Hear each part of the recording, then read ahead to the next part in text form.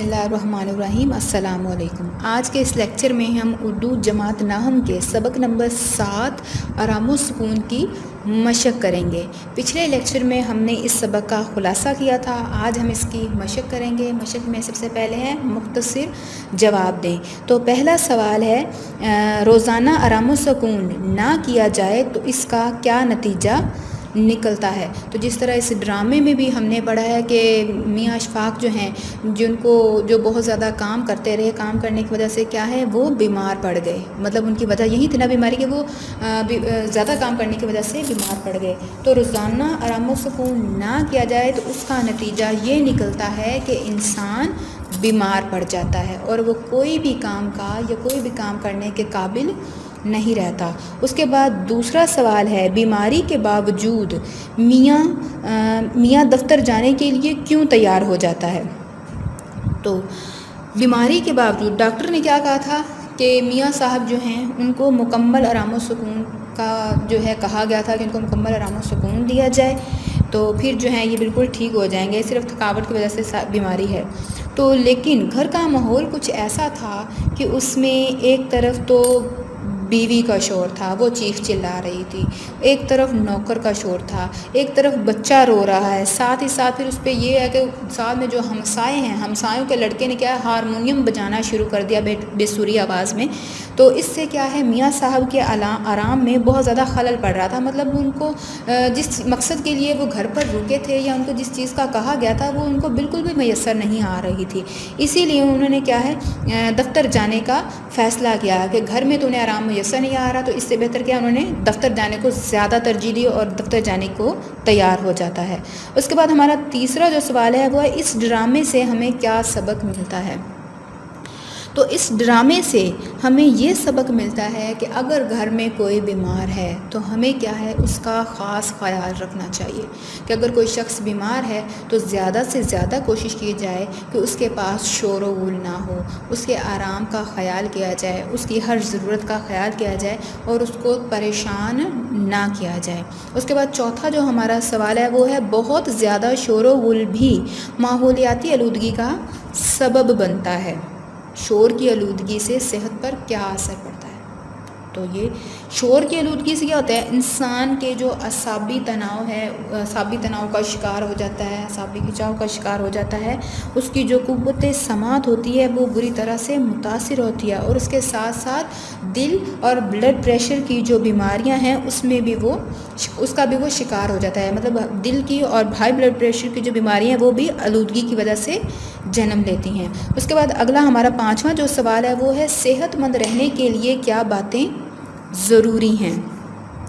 صحت مند رہنے کے لیے کیا ہے کہ صاف ستھری ہوا، صاف ستھرا ماحول، باقاعدگی کے ساتھ ورزش اور سیر کا اہتمام اور ساتھ ہی ساتھ مناسب اور متوازن غذا، مطلب آرام و سکون بھی ہو، متوازن غذا بھی ہو اور اس کے ساتھ ورزش اور سیر کا بھی انتظام جو ہے کیا جائے تو اس سے کیا ہے ہم صحت مند رہ سکتے ہیں۔ مطلب یہ چیزیں بہت ضروری ہیں کہ ایک ہماری خوراک اور دوسرا ورزش اور مناسب آرام، یہ تین چیزیں ہماری زندگی میں بہت ضروری ہیں صحت مند رہنے کے لیے۔ اس کے بعد اگلا اور آخری جو ہمارا سوال ہے وہ ہے ہمسائے کی کون سی حرکت سے میاں کے آرام میں خلل پڑ رہا تھا؟ ڈرامے میں بھی ہم نے پڑھا ہے کہ ہمسائے کی مطلب کس حرکت سے میاں صاحب کے آرام میں خلل پڑ رہا ہے۔ تو ہمسایوں کا جو لڑکا تھا وہ کیا تھا ہارمونیم پہ بے سر جو ہے وہ بجا رہا تھا، بے سور انداز میں جو ہے اس کو بجایا جا رہا تھا، گانے کی پریکٹس کر رہا تھا، جس کی وجہ سے کیا ہے میاں اشفاق کے آرام میں خلل پڑ رہا تھا، مطلب ان کا وہ مناسب جو ہے صحیح طریقے سے آرام نہیں کر پا رہے تھے کیونکہ اس کا جو شور تھا بے ڈھنگی بے سری آواز تھی اس سے میاں صاحب کے آرام میں خلل پڑ رہا تھا۔ اگلا ہمارا سوال ہے واحد کے جمع اور جمع کے واحد لکھیں۔ پہلا لفظ ہے وقت۔ وقت کیا ہے؟ واحد ہے جس کی جمع ہے اوقات۔ دوسرا لفظ ہے ضرورت۔ ضرورت بھی واحد لفظ ہے جس کی جمع ہوگی ضروریات۔ ہدایات۔ ہدایات جو ہے یہ جمع ہے جس کا واحد ہوگا ہدایت۔ اگلا لفظ ہے غذا. غذا بھی واحد ہے جس کی جمع ہوگا اغذیہ. طبیعت واحد ہے جس کا جمع ہوگا طبع. ہمسائے جمع ہے اور واحد ہوگا ہمسایہ. اگلا سوال ہے مندرجہ ذیل کے مذکر اور مؤنث لکھیں. بیگم. بیگم جو ہے یہ مؤنث ہے اور اس کا مذکر ہوگا خاوند. بیوی. بیوی بھی مؤنث ہے جس کا مذکر کیا ہوگا شوہر. فقیر مذکر ہے اور اس کا مؤنث ہوگا فقیرنی. ملازم مذکر ہے جس کا مؤنث ہوگا ملازمہ. بچہ مذکر ہے جس کا مؤنث ہوگا بچی. اس کے بعد مندرجہ ذیل جملوں کو درست کر کے لکھیں. یہ جملوں کی درستی ہے کہ غلط دیے میں آپ نے اس کو درست لکھنا ہوگا. پہلا ہے میرے ابو دفتر سے واپس لوٹ آئے ہیں. اس کا صحیح ہوگا میرے ابو دفتر سے لوٹ آئے ہیں، واپس نہیں آئے گا اس میں. اس کے بعد اگلا ڈاکٹر نے مریض کو دوائی دی. یہ غلط ہے، اس کا صحیح ہوگا ڈاکٹر نے مریض کو دوا دی. یہ والا دوا آئے گا، دوائی نہیں آئے گا. میرے پیٹ میں درد ہو رہی ہے.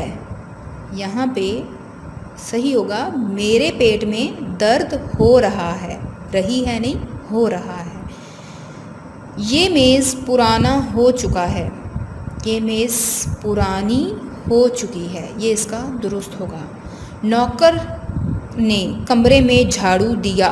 یہ غلط ہے، اس کا درست ہوگا نوکر نے کمرے میں جھاڑو دی. اس کے بعد آگے غلط درست ہیں، یہ پیپر میں نہیں آتے اس لیے ہم انہیں نہیں کریں گے. آگے کثیر الانتخابی سوالات ہیں. درست جواب پر ہم نے صحیح کا جو ہے نشان لگانا ہے. پہلا سوال سبق آرام و سکون کے مصنف کون ہیں؟ پریم چند، سید امتیاز علی تاج، مولوی نذیر احمد یا مرزا ادیب. تو ان کے مصنف کا نام ہے سید امتیاز علی تاج. یہ بات. دوسرا ڈاکٹر کے مطابق میاں کو کیا بیماری تھی؟ شوگر، دل کی بیماری، تکان اور حرارت یا سر درد. تو تکان اور حرارت تیسرا آپشن. میاں کتنے بجے دفتر جایا کرتے تھے؟ صبح 8 بجے، شام 7 بجے، صبح 10 بجے یا صبح 9 بجے. تو تیسرا آپشن صبح 10 بجے. ڈاکٹر نے میاں کو کس بات کی تاکید کی تھی؟ وقت پر دوا کھانے کی، انجیکشن لگوانے کی، خاموش لیٹے رہنے کی، سیر کرنے کی. تو صحیح جواب اس میں ہوگا خاموش لیٹے رہنے کی. سبق آرام و سکون میں گھریلو ملازم کا نام کیا تھا؟ کلو، للو، بلو، ٹلو. تو صحیح جو تھا اس کا نام کیا تھا؟ للو، گھر کے ملازم کا. گھنٹی کس نے میز سے اٹھا کر انگیٹھی پر رکھی تھی؟